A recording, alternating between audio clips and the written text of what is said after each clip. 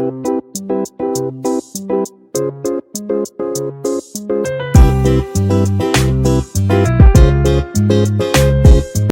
मध्ये नमस्ते. मी बनवते बोंबलाची आणि शिमला मिरचीची चटणी.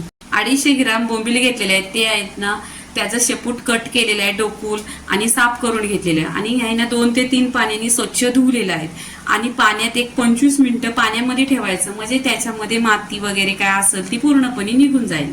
इथे गॅसवर कढई ठेवलेली आहे, त्याच्यामध्ये 1 चमचा तेल गरम करायला ठेवलेलं आहे.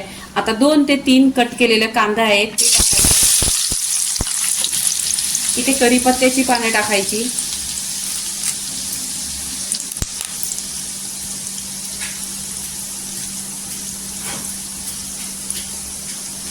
आणि तेलावर परतून घ्यायचं आणि कांदा छान असा गोल्डन कलर पूर्णपणे करून घ्यायचं.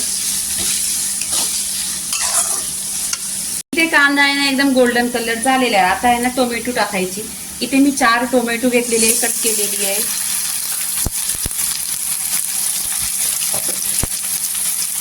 इथे चवीनुसार आहे ना मीठ टाकायचं. मीठ टाकल्याने आहे ना टोमॅटो सॉफ्ट होतात लवकर.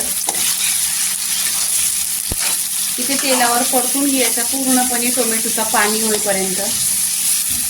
इथे कांदा आणि टोमॅटोचा आहे ना कांदा आणि टोमॅटोचा पूर्णपणे पाणी झालेला आहे. इथे पहा छान असं तेलावर फ्राय करून घेतलेलं आहे. पूर्णपणे कांद्याचा आणि टोमॅटोचा कच्चा पण निघालेला आहे. इथे सुके मसाले टाकायचे. काश्मीरी लाल मिरची पावडर 1 चमचा, गरम मसाला पाव चमचा. हा माझा गरम मसाल्याचा व्हिडिओ आलाय, तुम्ही यूट्यूबवर बघा. धना पावडर अर्धी चमचा, हळदी पावडर पाव चमचा आणि हा तिखट लाल घरचा मसाला. या पूर्णपणे मसाला आहे ना मिक्स करून घ्यायचे.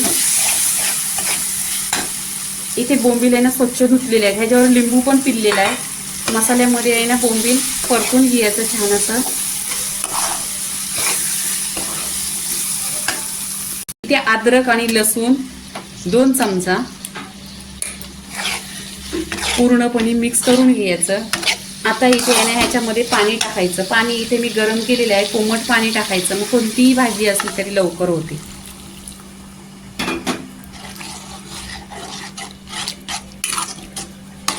इथे आहे ना एक 10 ते 15 मिनिटं ढाकण लावायचं आणि स्लो गॅसवर शिजवून घ्यायचं.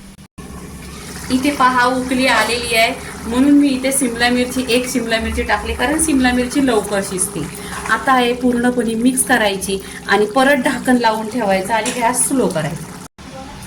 इथे पहा 10 ते 20 मिनिटं पूर्णपणे झालेले आणि छान असं इथे बोंबील शिजलेलं आहे. इथे आहे ना कोथिंबीर टाकायची, पूर्णपणे मिक्स करायचं आणि प्लेटमध्ये काढून घ्यायचं. बोंबलाची आणि शिमला मिरचीची पूर्णपणे रेसिपी झालेली आहे. ही आहे ना भाताशी 1 नंबर लागते.